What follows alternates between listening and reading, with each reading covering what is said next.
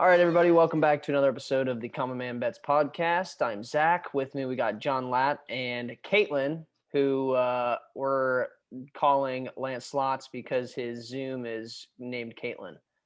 But today, pretty short episode. We'll just kind of go over a recap of the weekend, kind of look at what we're liking over the week, maybe talk about some conference championship games coming up, or I guess conference tournament games, not championship stuff yet. And then we'll go into some Twitter news. So, first of all, how did everyone do this weekend?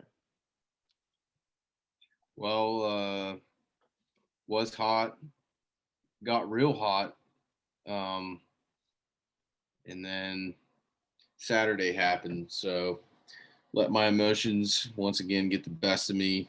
West Virginia took about 3/4 of my account. So here we are, still grinding. It's not good, boys. They should have won that game. It's not good, boys. It's won that game. Saturday was a great day, but on the gambling front, it was a horrible day. It was all I hit was Sean McNeil over threes, 1.5. He hit 2 threes. That was electric. All Taz needed was 2 foul shots, I believe, to hit his over. And it was one of those days where everything I put out there was a bad beat, and then it continued into Sunday because I had James Harden and Joel Embiid 30 points each, 30-plus points each. They played the Knicks. I hit on Sixers -8. They were tied the whole game. They came back, or they just kind of dominated at the end of the game. They won by 8. They won by 9, and then James Harden, he had 29 points with 6 minutes to go in the fourth quarter. They were only up by 2 or 3 at the time. He doesn't hit 30. Embiid, he had 30 like at the end of the third. So I hit on the Sixers, but the Embiid and Harden was just such a bad beat. It sucked.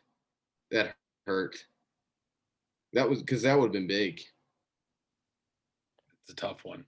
Yeah. So basically, for Lance here, it's just, if I'm hearing you correctly, it's just a sad sight on the gambling front. It was a sad sight. I mean, I lost a ton. So in the grand scheme of things, I lost a ton on Saturday after having a hot couple weeks here.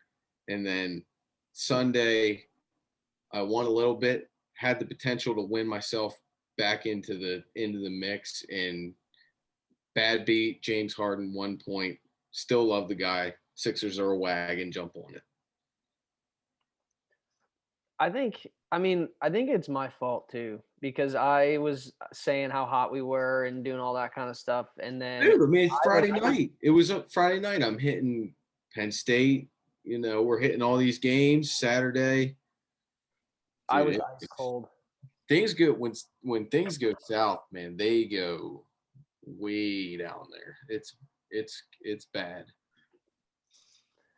I'm kind of on the different trend as we talked. I'm so good at gambling. Well, not that. I got too drunk Saturday, and didn't put hard. I think I put like 2 more bets in after I got hammered, and I haven't got my balance back yet. And I tried to bet today and absolutely blew it.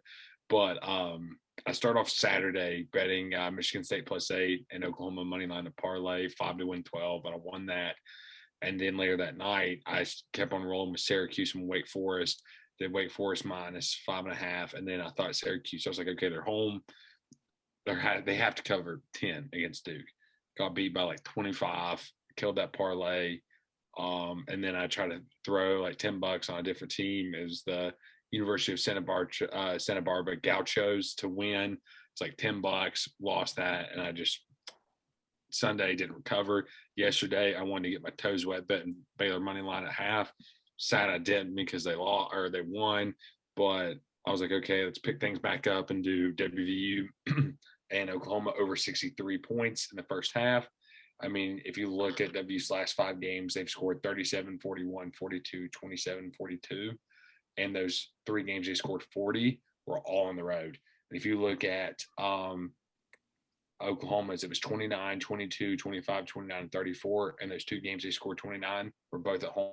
The other 3 they were on the road.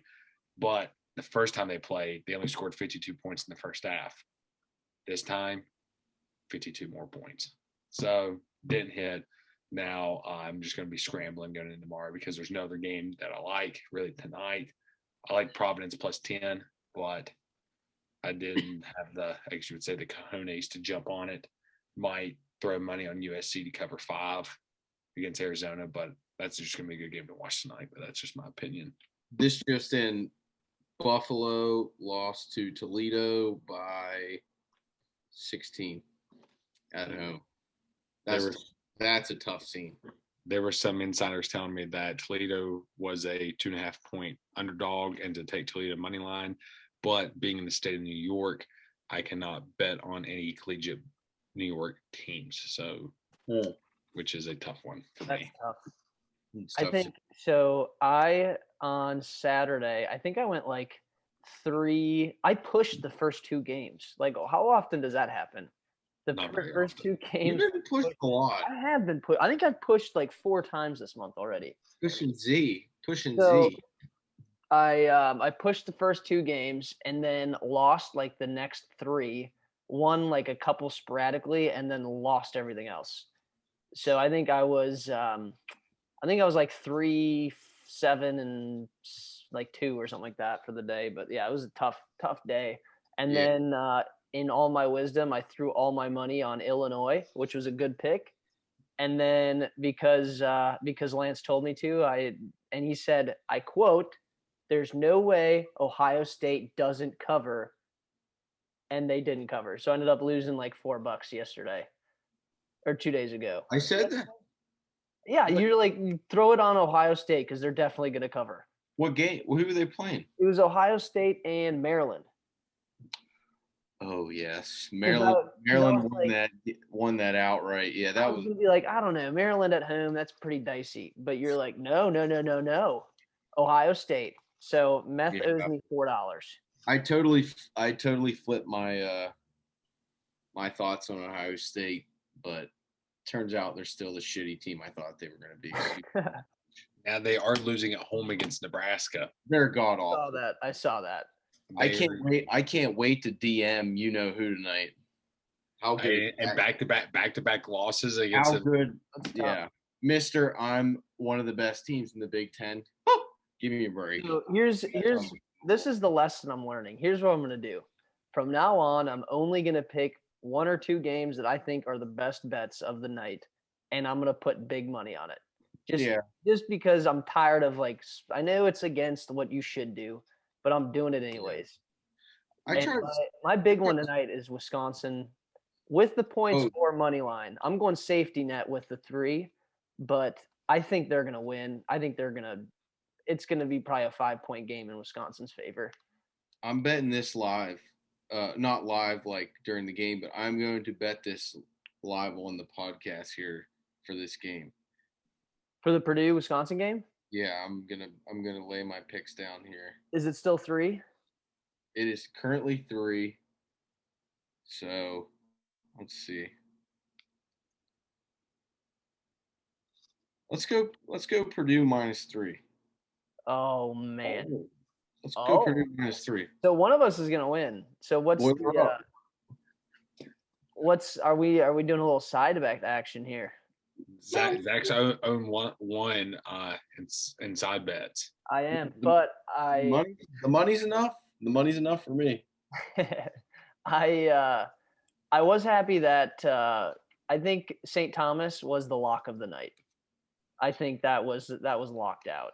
About time I gave them the respect they deserved for 1 game, but I don't think they made the Summit League tournament. So now it's time to bring my Summit League sharpness to the table. That's so funny. I believe the game or Summit League. When does that conference tournament start? Ooh. Do you know? You're going to Google it. I think it's Saturday. But they only Saturday. play. They only have 8 teams that go. Yep, it is 8 teams. It starts Saturday, March 5th. The Summit only has 8 teams. No, it has more. They just only allow 8 teams to I go. think I might be all in on that tournament. You guys So wanna it watch is. I will be super into that tournament. All right, here you go. 1 through 8. San Diego State, or sorry, not San Diego. South Dakota State. They're the Omaha. one, right? Yeah. And then it's 1 versus 8. 2 and 7 is North Dakota State and Denver. Oh, 3 versus 6. The number 2. Who is? North Dakota State. Yep. 3 is think Oral Roberts. I think 6 it's is Oral Roberts. Western Illinois. North Dakota State's a good program. And then lastly, 4 and 5 are, what is this? University of something, UMKC versus. That's University of Missouri, Kansas City. All right, versus South Dakota. I think South Dakota will. That's going to be tight. That's going to be a pick 'em probably. I don't know about that. People forget UMKC. I think they beat Minnesota earlier in the year. There you go. People forget. I think it was you. I think it was them. People forget, because I surely did. All right. Yeah. So can we like get into like some random like super small tournament? Or can we each one of us get into a different one so that we can like report back? I'll take the SoCon. Is that? Hold on a second. There's some teams that I like, and I'm not sure what the. Hold on. Because if we're doing that, I vote I get the Summit League. I might. I'll take the SoCon. I think I might take the Mountain West. There's some really good teams out in the Mountain West for the tournament. That all, I think the Mountain West might get some at-larges. There's some good teams out in the Mountain West. I think who's in the Mountain West? I mean, you got Boise State. Okay, let me find it here. Let me get back to you. But there's some really good teams. This just in, WVU lost 72-59, and we let their OU's big man score 17 and make him look like an all-star. Gee, I hate him. He looks like he wants to be a He looks like a suburban lumberjack. He does. It makes me mad. That whole team makes me mad. The guy that looks like a young Uncle Rico from Napoleon Dynamite, I don't like him either. Hey, what about the American? How many teams we get? So we got to get we need to get Sammy back here, and I think we need. So what's Tuba can have? What's Bowling Green and all them? Those Ohio. Mac. The Mac. All right, I think Tuba should be our honorary Mac. No, Sammy's got to be Pac-12 because he's got Arizona. That's his team. Well, you got to be small. It's got to be small conference because we're all watching. I consider the Pac, dude. No, that's a Power 5 conference. Debatable, but yeah. What? I They guess. one of the biggest budgets in the country. All right, here you go. What are they good at? Here's my hot take. The Mountain West will get over 2.5 teams in the NCAA tournament. You have Boise State that is 23-6, 14-2 in their conference. Colorado State 23-4, 13-4 in their conference, and you have Wyoming 23-6, 12-4 in their conference. And then you have some bubble teams here that could, possibly win the tournament and sneak in too. If one of those first 3 didn't win, you have San Diego State 19-7, and then UNLV at 17-12. Hey, and I'll step one deeper. How about Fresno State? They beat Boise. Fresno State. There's another one 18-10. Those are some. That could be a good conference. I bet conference right there. they'll steal some like perennial SEC or not SEC ACC spots. I bet. I think so because I don't think the ACC is hot. Here's one for you. Does this? I'm gonna ask you guys this question. So these 2 teams are the 2 top teams in a mid-major conference. First place team is 18-0 in the conference. They're 28-2 overall. And the second place team is 15-3 in conference, 25-6 overall. Do those 2 teams make the tournament regardless? What do you think? What's their strength of schedule like? I'm gonna say it's a mid-major. It's a mid-major. I'm gonna say no. Only one gets in. I want to hear you guess who those two teams are. What conference? What do you think? One is gonna be. No, I bet it's a yes, and they're from the Big East. I bet. No, That's I like got it right here. The one team is it Murray State? Murray State in the Ohio Ooh. Valley. Yeah, I knew one was gonna be Murray State because I read something that Murray State is one team that you did not want to play coming into the NCAA tournament if they win their respected championship. Murray State is 28-2. Yeah, 28-2. that's great, and no one's talking about it. Murray State is 28-2. Well, And here's the thing too. Belmont Morgan State is 21-10. There's a lot of teams under the radar here. Like North Carolina has like 20, 21, 22 wins, and they're on. People got to have them on the freaking bubble. Like this year is going to be ridiculous. There's going to be a lot of what if insane. this year they're going to be like, oh, there's going to be so many upsets, and then it's literally everyone that like all the big schools just complete chalk. Yeah, that would piss me off. So I think that's how last year was. Last year was a lot of chalk. It happens some years. It's hit or miss, and you can't. It's the most predictable thing that ever. That's why it's the best. That's why I got some March Madness talk at the end of the Twitter news tonight. Beautiful. We'll dive further into that later. But also, I'm excited. It's going to be.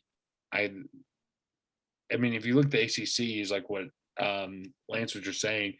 You come all the way down to Virginia, who's a known powerhouse in the ACC. They're 17-12. Do they get in over a 22 and 22-5 Belmont Bruins? Did you hear what Coach K said last night? Let's hear it. He said, "It would be a sin if Virginia didn't get into the tournament." Give me a fucking break. 17-12. Get out of here. No. They're taking a spot in front of these teams who have had a good season. ACC's bad conference. I'm tired of hearing it about team like the thing with Virginia too. You're not playing for this year. You're playing because of Dick Bennett and the history of Virginia. Like they could go on a run for sure, but they're not. I don't know. I would rather see a small school team in other than Virginia. Exactly. Give these other teams a chance who have had a successful year, who have had a really successful year in one of those smaller conferences, just like we were talking about. Give those teams a chance and just because you see it time and time again. It happens every year, the upsets. Well, and even from the financial aspect. You got to give these teams a chance because that's what's going to keep it competitive. If we start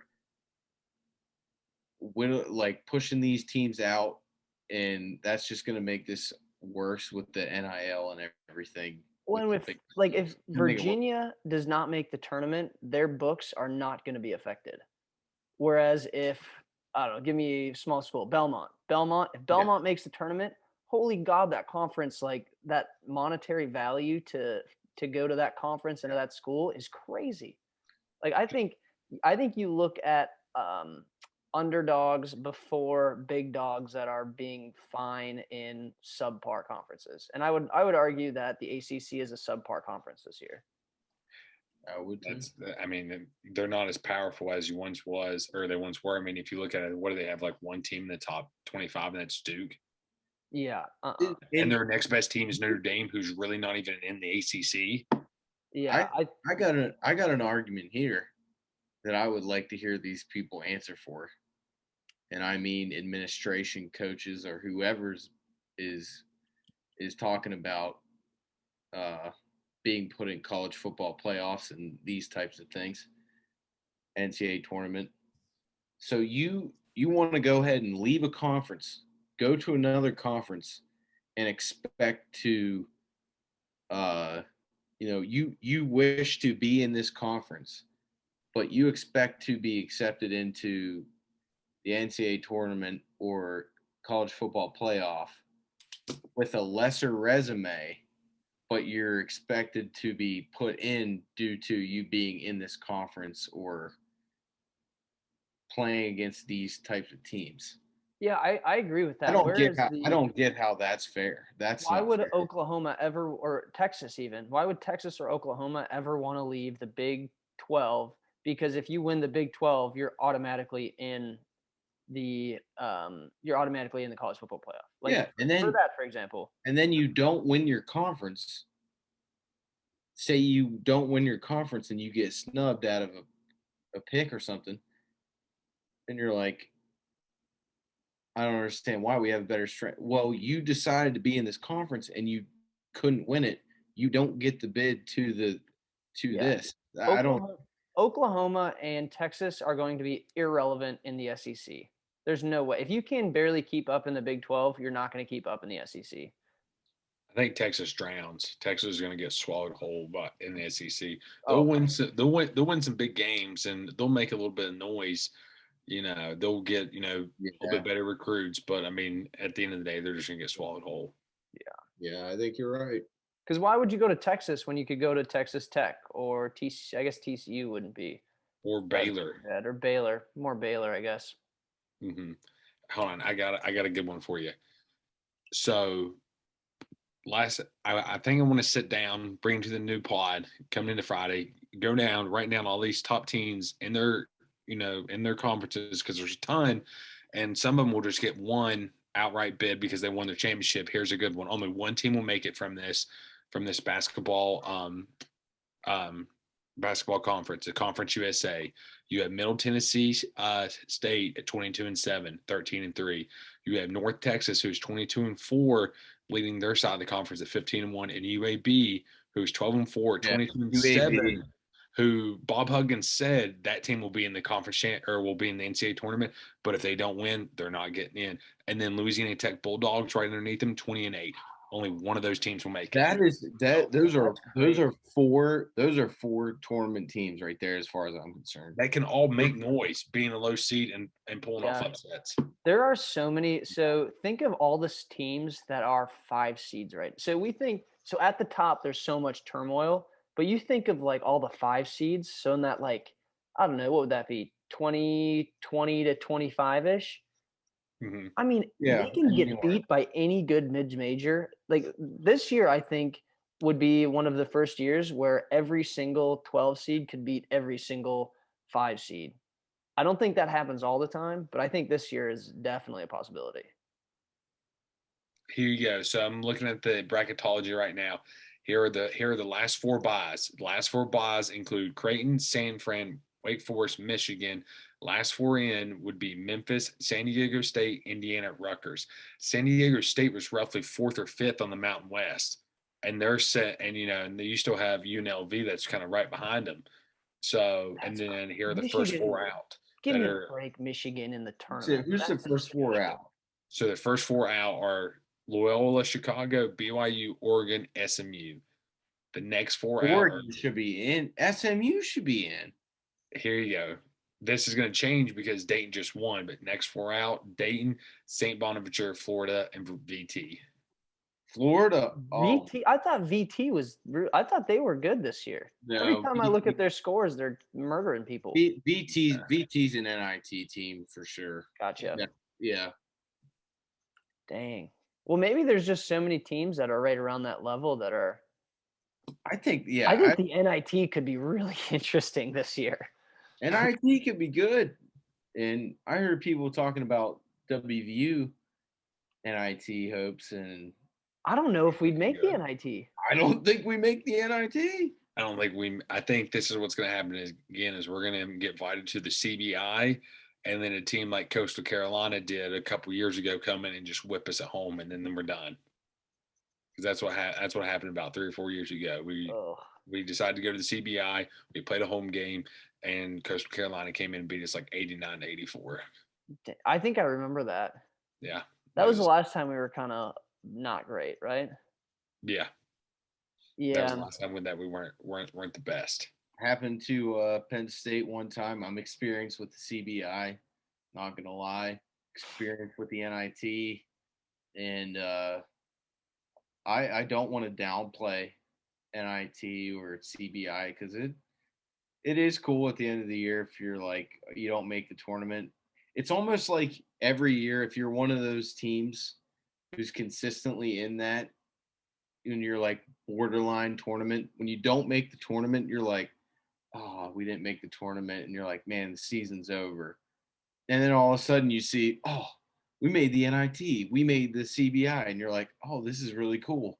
Mm-hmm. Like I don't know. That's how I interpreted it every year. I think I kind of want to get into like Oh. the NIT and the CBI this But year. I do remember the one year Penn State made the CBI. We went to Siena, of all places. Siena. We went to Siena, and there was about 10 people in the gym. It looked like a high school gym, and we got beat by like 20. And it was probably one of the most like demoralizing days as a Penn State basketball fan for me. So just tread lightly in this CBI. Be careful. Be careful. It can hurt. So But I it can had be good. It's uplifting. I mean, a tournament's a tournament. I mean, if you win, Yeah. I think growing up, I think one of my coaches said, if you win the last game of the year, that season was a Oh, success. I'm telling you, Penn State basketball won the NIT twice.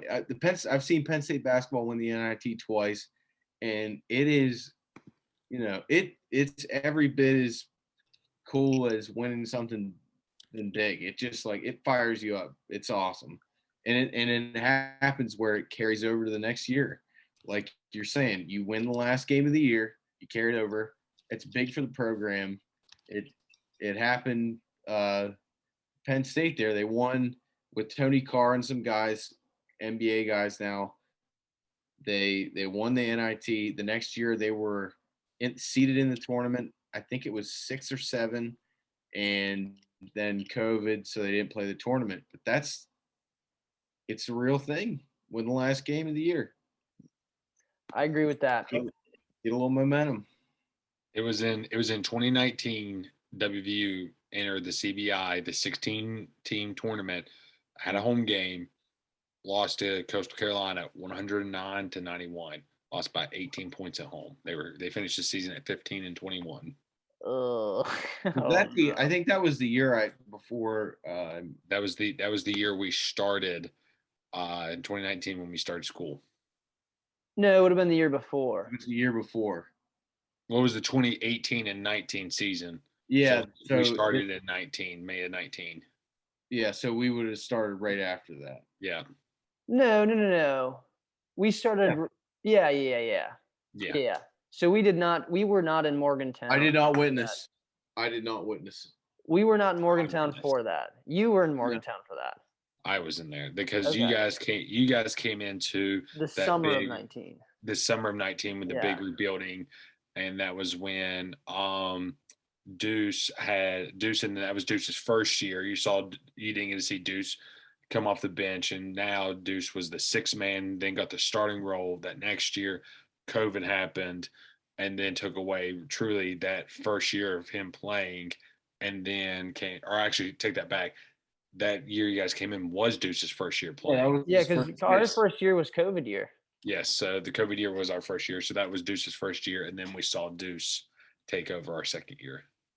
And then the last time WVU was in the NIT was in 2014. So, and I'm going to find a statistic on that here. I think with a Big 12 resume, I bet we'll go to the NIT. I bet we'll be a low seed, but I bet we'll go to the NIT. In 2014. They'll put WVU at, I don't know though.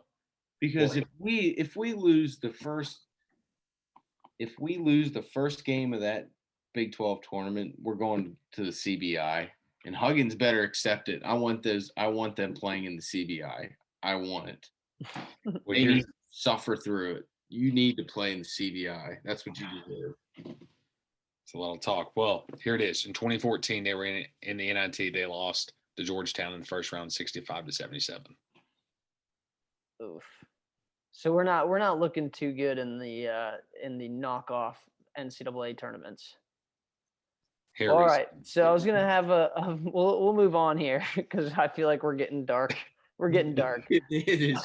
A lot of bracketology talk on this pod. Yeah, that was kind of off, but I mean that was awesome. I loved it. We might need to do a part 2 here this week of just talking preview. Yeah, I think we do that as the second pod this week. Yeah. And so if you want to see picks, we won't make any picks on the pod, but check out the Twitters in the bio for that. And then we'll kind of go into some more NCAA action on either Friday or Saturday, kind of depending on when things will go. We'll all kind of take a look at the conferences and go from there. But now we're running a little bit low on time, so I want to get us to the favorite segment of the podcast, the John Latt Twitter news. All right, here we go. Jalen Hurts back trending on Twitter again because trade rumors are swirling of him getting shipped out of Philly. Philly fans are pissed. I mean, they can't control themselves. They keep wondering why he's trending because it's coming out of nowhere. Possibility he's going to Houston with a Deshaun Watson trade, depending on how things go. Philly fans might just absolutely just blow up the ship. March is here. March Madness is here. As everyone heard, the first part 1 of Bracketology, everything's getting exciting. NFL Combine, day 1 today, kind of kicked off. Kenny Pickett, small hands on the hot seat. Dana White says he'd be shocked if this didn't happen. McGregor versus Diaz. Part 3, the trilogy. Next, Afghans are forced to sell their kidneys as an extreme hunger tightens its grips on the Middle East countries. Russian forces continue to strike civilian areas and committing war crimes. Bastards. Next, Amari Cooper possibly going to be cut from the Cowboys because he's guaranteed $22 million in annual salary cap. And if they cut him, they save $16 million. Next, Arnold Palmer Invitational starts Thursday. Can't wait to hear Lance's picks come out on Twitter. Are we gonna see the South Florida Jaguar come up? Who's to say? Bryson, who's the defending champ, backs out because he's only 90% healthy out of 100% and wants to play for the players. Nobody knows why. What a weirdo.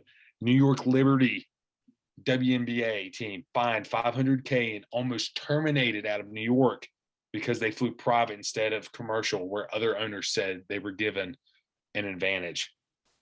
It's embarrassing. Russell Wilson doubles down, wanting to play for Seattle. He says, this is where I'm at. This is where I want to be. What an idiot. Rob Manfred, another idiot, didn't agree with the MLB Players Association, already canceled the first 2 series and says we will cancel more games if the deadline or the agreement doesn't get made. Former UFC heavyweight arrested for attempted murder. Cain Velasquez, you're going down, buddy. Lastly, Frank the Tank.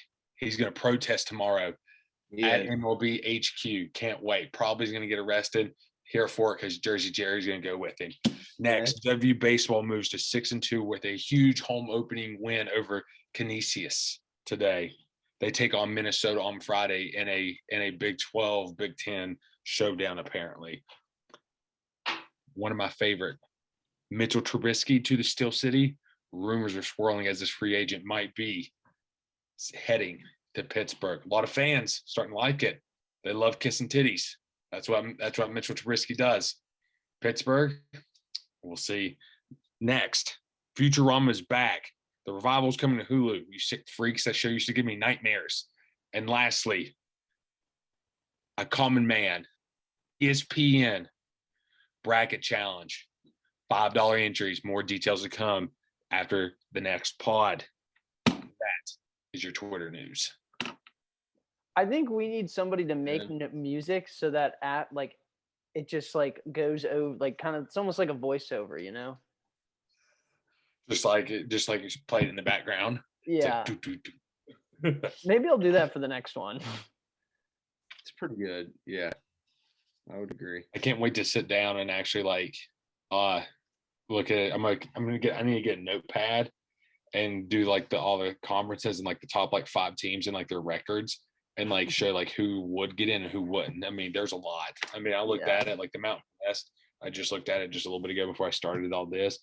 All those 5 teams I said are slated to get in, but I don't know. We'll see. It's crazy. All right, well, that's all we got. We'll give you another show with some more NCAA tournament action later this week. Check out our Twitters for more live picks for the week. Other than that, as always, shout out Belgium guy. And Shout out Belgium guy. Horns down. Stay safe out there. No safeties. Good luck gambling, everybody, and thanks for joining.